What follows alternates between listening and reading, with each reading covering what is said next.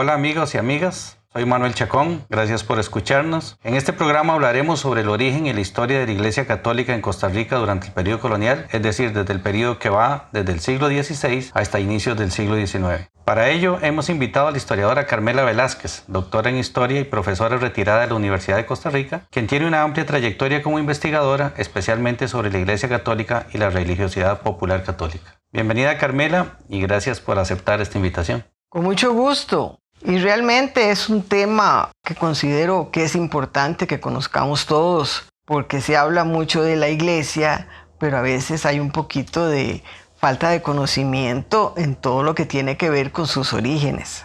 Claro. Y bueno, Carmela, precisamente justo ese es el tema que quiero empezar a discutir con usted. Háblenos un poco de la organización de la cristiandad. Creo que este es un tema poco conocido y puede ser a veces hasta complejo, ¿verdad? Pero es fundamental para comprender la función, la organización de la iglesia en este periodo colonial, pues no solo en Costa Rica, sino también en América en general. Claro, creo que es vital y es un inicio muy importante para comprender la historia de la Iglesia Católica. Para conocer mejor la Iglesia Católica en Indias y específicamente en la Costa Rica de la colonia, analizaremos en primer lugar la organización de la cristiandad, que quiere decir cómo se conocía la iglesia en ese periodo. A la cabeza de la Iglesia Católica, Apostólica y Romana ha estado y está el Papa, sucesor de Pedro, que fue nombrado como pontífice de la Iglesia Universal y vicario de Cristo en la tierra. El primado del Papa se extiende a la Iglesia Universal, a las iglesias particulares, que son las diócesis, a las regiones y provincias eclesiásticas, como por ejemplo una provincia eclesiástica es la provincia a la que perteneció la Orden Franciscana de Costa Rica, que tenía su sede en Granada, Nicaragua. Y a cada uno de los fieles en materia de fe y moral y en todo lo relativo al gobierno y disciplina de la iglesia. Carmela, digamos, hablando ya, bueno, todo esto empieza, digamos, a desarrollarse en América a partir del proceso de conquista. Háblenos un poco qué es lo que está pasando en España, ¿verdad? Justo en el siglo XV, ¿verdad? Finales del siglo XV, y lo que nos compete con respecto a este proceso de cómo se traslada, digamos, o se instala esta institución en América. Bueno, en primer lugar, en ese momento estaban en España gobernando los reyes católicos, Isabel de Castilla y Fernando de Aragón, por su logro de expulsar, entre comillas, a lo que se conoce como los moros. En Granada, en 1492, el Papa Alejandro VI, el Papa Borgia, les concede para ellos y sus descendientes el patronato para Granada. Sí, aquí lo que estaba ocurriendo era que estaba en el proceso de lo que se llama la Reconquista, ¿verdad? Lo que muchos historiadores han llamado la Reconquista, que es precisamente, bueno, durante casi 800 años habían estado España bajo el dominio musulmán. Granada era básicamente el último reducto, ¿verdad? Claro, y es que tenemos que acordarnos que Isabel y Fernando se dedicaron a lograr esta expulsión. Y está la famosa frase que decía, tanto monta tanto Isabel como Fernando. Ahora, el Papa muere súbitamente y queda sin resolver que esta concesión dada para Granada podría pasar a las nuevas tierras descubiertas por Colón. Entonces empieza el rey Fernando, como buen diplomático que era, a luchar para que el Papa Julio II le concediera ese beneficio. No le fue fácil, porque Julio II, en primer lugar, él estaba luchando por los diferentes estados pontificios.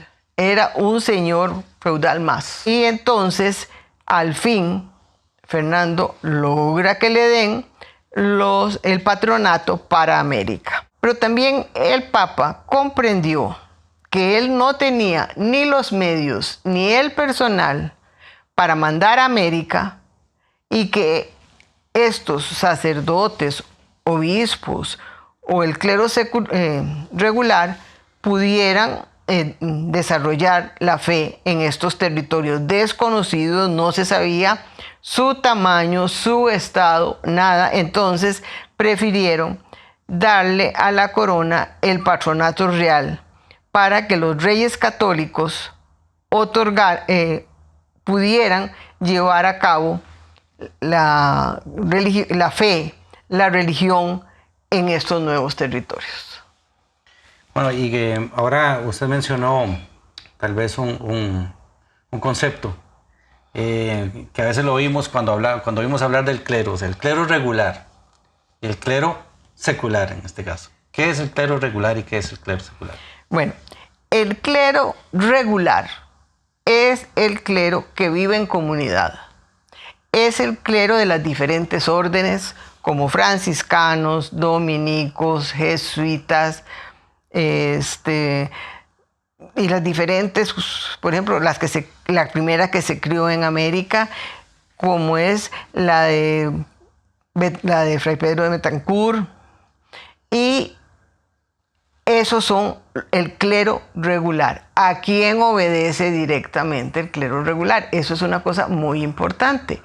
Ellos obedecen a la regla de su orden y también a su provincial, que es nombrado cada cierto tiempo, que no es el Papa, sino que ellos tienen una obediencia, si se quiere, paralela, que en definitiva al final llega al Papa, pero que es bastante paralela. Por ejemplo, ahora tenemos un Papa que es de una orden regular, porque es jesuita. ¿Y el secular entonces serían todos los demás? El secular son los sacerdotes que obedecen directamente al obispo y de ahí al Papa. Ahora, son conocidos también como diocesanos, porque ellos viven en la diócesis, no viven en comunidad como los regulares. Interesante. Bueno, estábamos hablando del patronato real. ¿Qué es el patronato? ¿Qué es el patronato real? Eso es. Bueno, el patronato real es algo sumamente importante para poder entender la iglesia en todo el periodo colonial. ¿Por qué? Porque tiene unas concesiones sumamente importantes para el gobierno de la iglesia en América. Ahora, ¿qué es esto?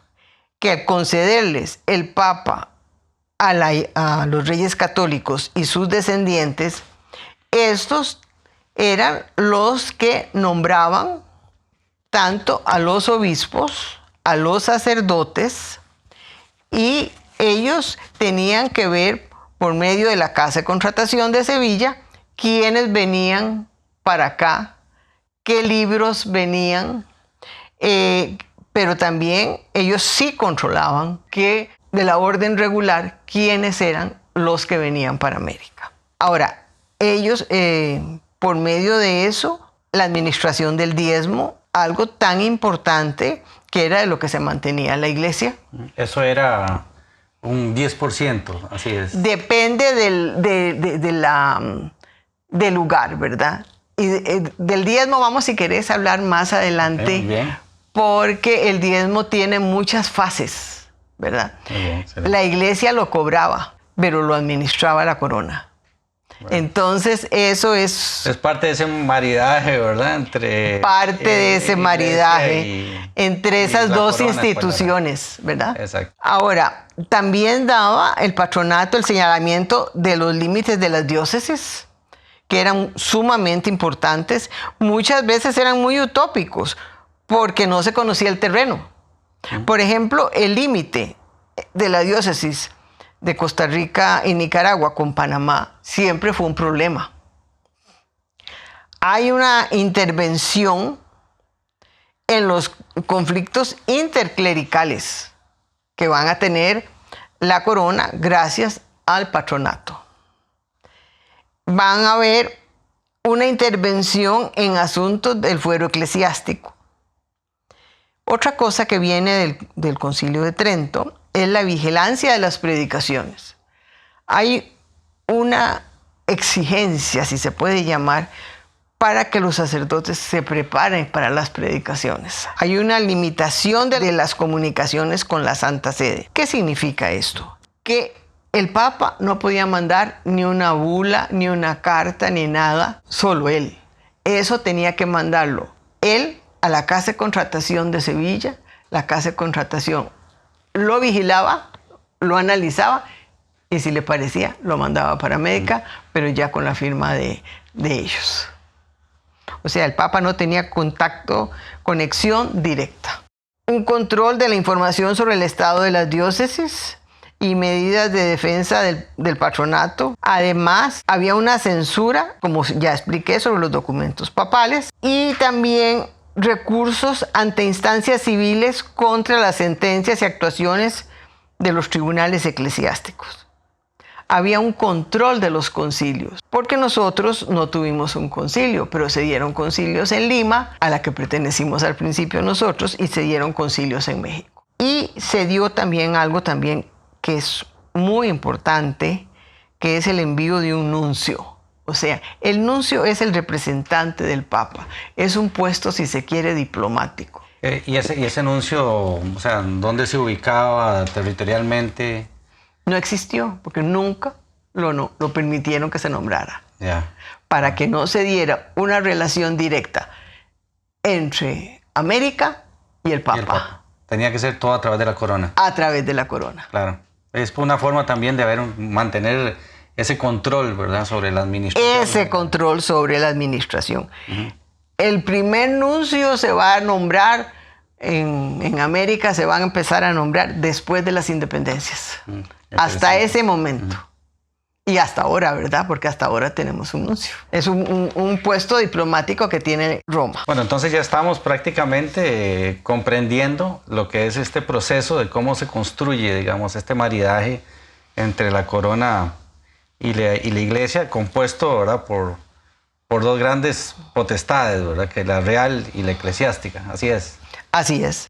Esos dos brazos que son la iglesia y la corona, que son los que van a gobernar Indias, posteriormente conocida como América. Vamos a ver que la iglesia pues era el brazo eclesiástico de la monarquía y se consideraban normales todas las atribuciones del rey al seno de la iglesia.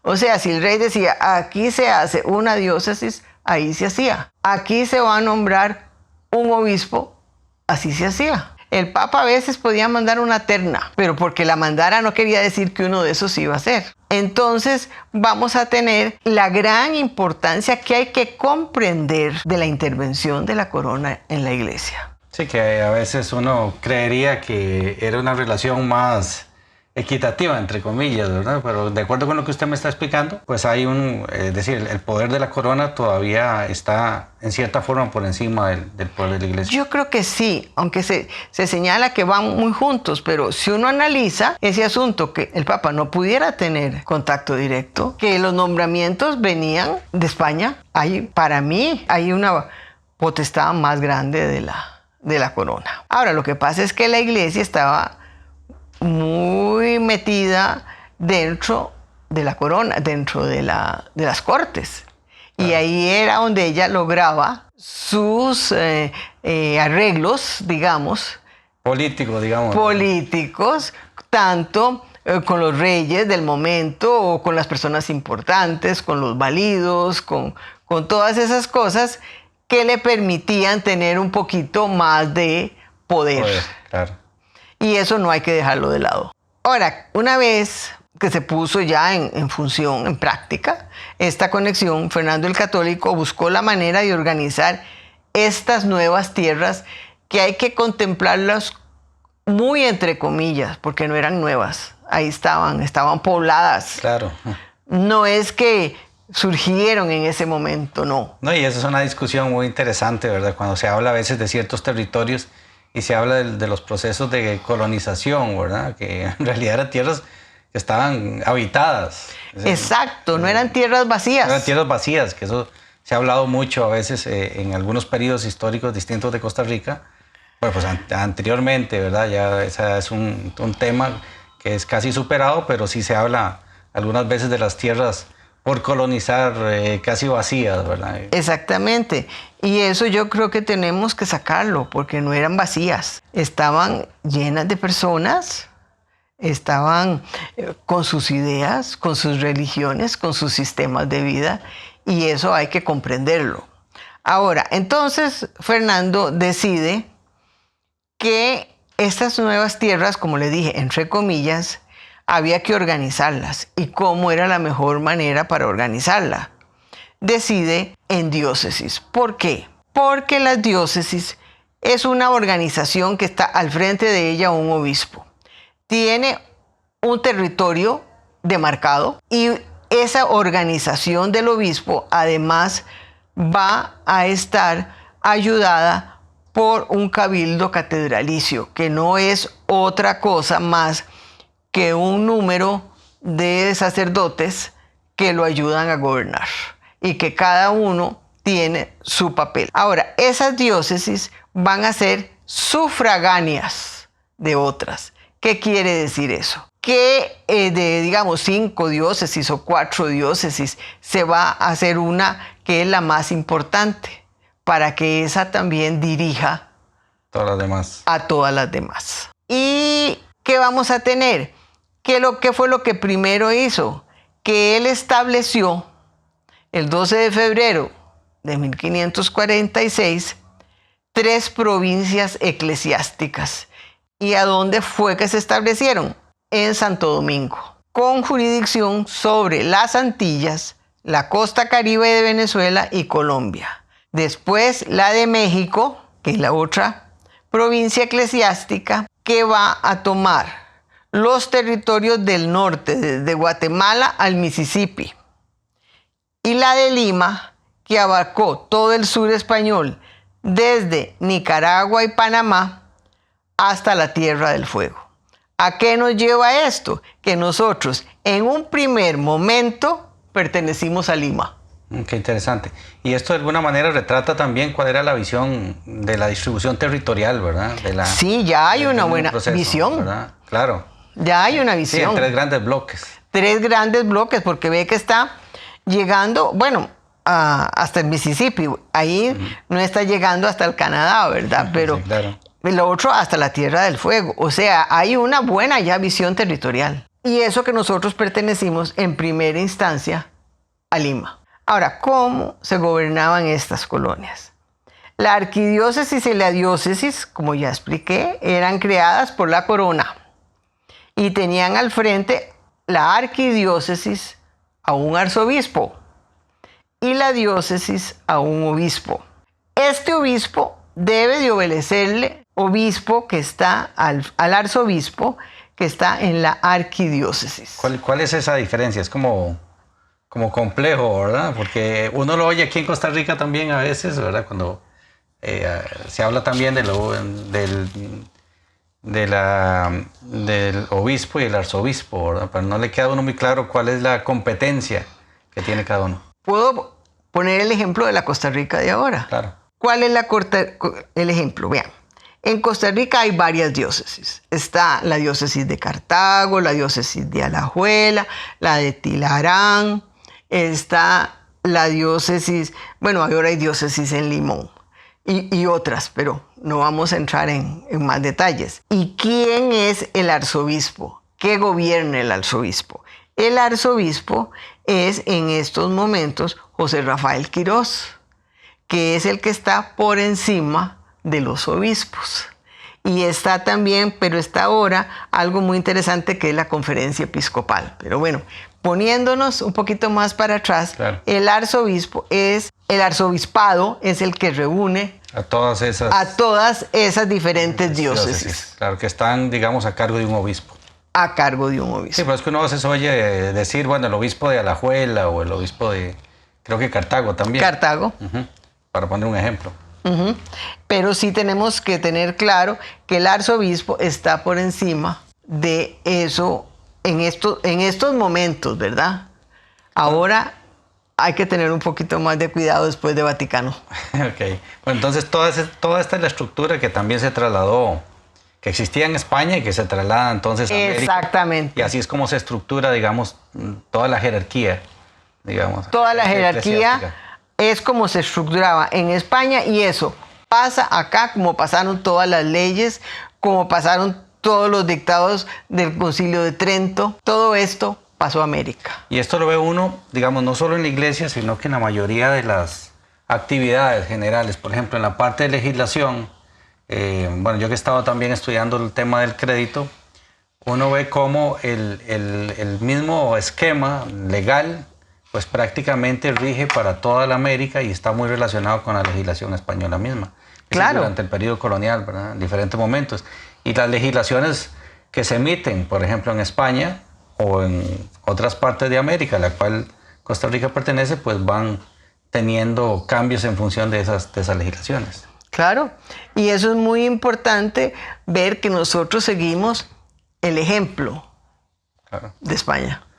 Y eso fue lo que se trasladó para gobernar las Indias, y luego conocidas como América. Bueno, ahora, en esta estructura, ¿verdad? Del arzobispo, obispo, digámoslo viéndolo así, arzobispo, obispo, ¿quiénes más seguían en la jerarquía? ¿Para abajo? ¿Sí? ¿O para arriba? Para abajo. Para abajo. Bueno, vea.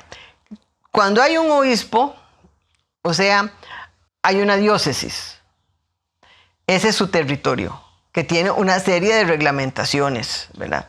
Él no puede abandonarla, debe visitarla por lo menos cada 2 años, pero al obispo lo acompaña lo que se conoce como el cabildo catedralicio, del que ya hablamos, que es un grupo de sacerdotes que lo ayudan a gobernar.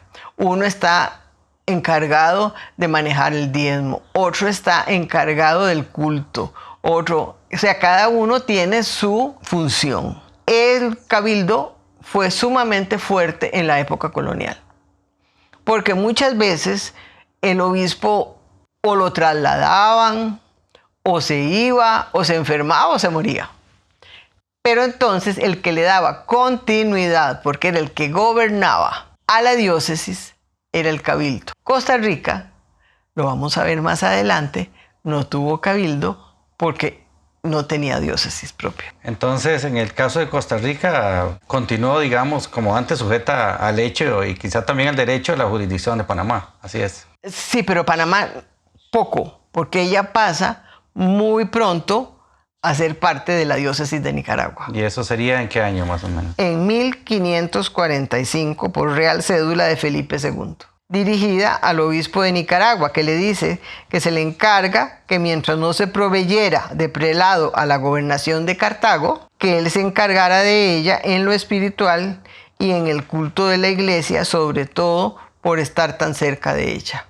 Entonces la diócesis va a empezar a llamarse Diócesis de Nicaragua y Costa Rica, y va a cubrir todo el territorio de Nicaragua y el territorio de Costa Rica. Y eso es hasta el establecimiento de la diócesis de Costa Rica, que sería en 1850. 1850. Y eso yo creo que es muy interesante ver cómo Costa Rica luchó siempre por tener una diócesis independiente. Pero yo creo que eso lo podemos ver en otro programa. En otro programa. Dentro de la organización, el obispo tuvo su sede en León, Nicaragua. En cuanto a Costa Rica, lo que existía, esto es muy importante, es un vicario foráneo. ¿Qué es un vicario foráneo?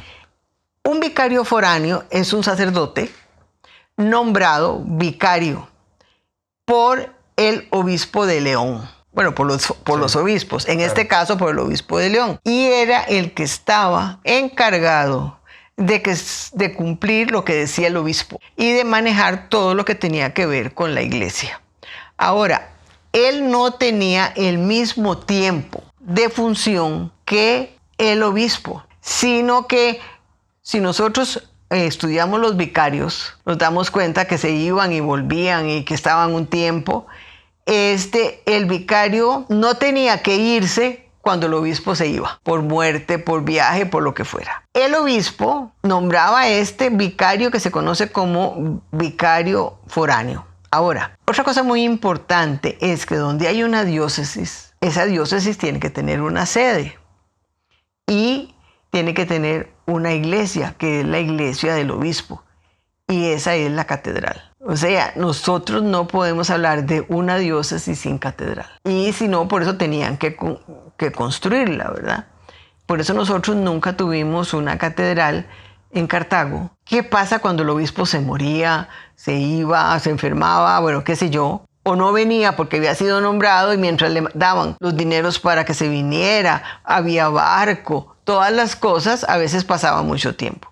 ¿Quién gobernaba estas diócesis? Eran gobernadas por el cabildo catedralicio. De ahí la importancia del cabildo. Y por ejemplo, en el caso de la diócesis de Nicaragua y Costa Rica, el cabildo catedralicio gobernó la diócesis en un 49%. De prácticamente muy poco tiempo, bueno, prácticamente la mitad del tiempo no hubo mitad y obispo. mitad. Y por ejemplo, parecido pasó en otras diócesis de América. Sobre todo, como le te digo, las distancias y los atrasos entre que llegaba el nombramiento, el no nombramiento y todas esas cosas. Claro, las dificultades también, ¿verdad? Las comunicaciones y demás. El obispo tenía como obligación velar por la diócesis y estaba obligado a visitarla cada cierto tiempo.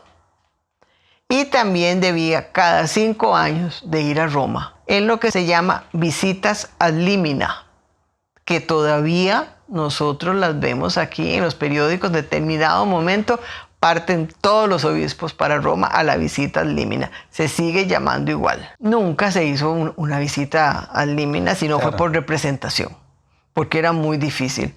Hay 2 que me encontré en todo el periodo colonial, nada más, en Roma, y muy interesantes, por cierto, ¿verdad? Pero era muy difícil para el obispo irse a Roma. Ahora, el obispo también nombraba otra persona que se llamaba el vicario general. Ese era para que lo ayudara en visitas a diferentes lugares de la diócesis. Pero el vicario, a diferencia del otro, ausentarse por las diferentes circunstancias que ya hablamos, el obispo, él terminaba su función. No tenía derecho a seguir a hacer absolutamente nada. Ahora, ¿de qué se encargaba el cabildo catedralicio? Bueno, comentamos que tenía sus diferentes puestos cada uno. El que estaba al frente, el puesto más importante se llamaba el deán, pero también había otro que se encargaba del culto, otro de la música, otro del diezmo. O sea, era como un consejo a la par del obispo para gobernar las diócesis. Porque date cuenta que gobernar Costa Rica y Nicaragua con los transportes de ese tiempo y los caminos, no tiene que haber sido muy difícil. Y los controles, me imagino que no eran tan fuertes ni tan seguidos, ¿verdad? Por las mismas circunstancias. Claro. Como me estás preguntando, el cabildo catedralicio estaba encargado de cuidar la catedral y administrar el diezmo. Además, estuvieron en Indias, como dijimos ya, las órdenes religiosas, como los mercedarios, jesuitas, San Juan de Dios, franciscanos, belemitas, de los que ya conversamos. ¿Y en Costa Rica específicamente cuáles órdenes? En Costa Rica, la orden que estuvo fueron los franciscanos, desde el principio, con su sede en Cartago, en la misma cuadra que están ahora. Ahora son los capuchinos, que es una rama de los franciscanos. Esporádicamente vino algunos regulares, pero no se asentaron aquí. Entonces, por eso se ha dicho muchas veces que los franciscanos fueron la única orden que estuvo en Costa Rica. Bueno, Carmela, muy interesante, definitivamente. Yo creo que esto nos da un panorama general, pero bastante detallado también, ¿verdad? De lo que era la estructura, ¿verdad? De la iglesia en América y obviamente en el caso de Costa Rica. Nosotros ya hemos ubicado contextualmente a Costa Rica dentro de este esquema, ¿verdad? de la iglesia en América. Nos quedan muchísimos temas, montones de temas que hablar sobre la iglesia y otros que yo quisiera invitarla después para que nos compartamos un rato. Por ejemplo, la religiosidad popular católica, ¿verdad? Algunos temas sobre que hay muchísimos que podríamos desarrollar, ¿verdad? Dentro de ellos, por ejemplo, el tema de la muerte, que es un tema sobre el cual usted también ha escrito mucho. Bueno, muchísimas gracias. Esperamos tenerla por acá en otro programa. Y bueno, siempre un gusto. Bueno, con mucho gusto. Yo creo que entender la iglesia nos permite comprender mucho mejor la colonia.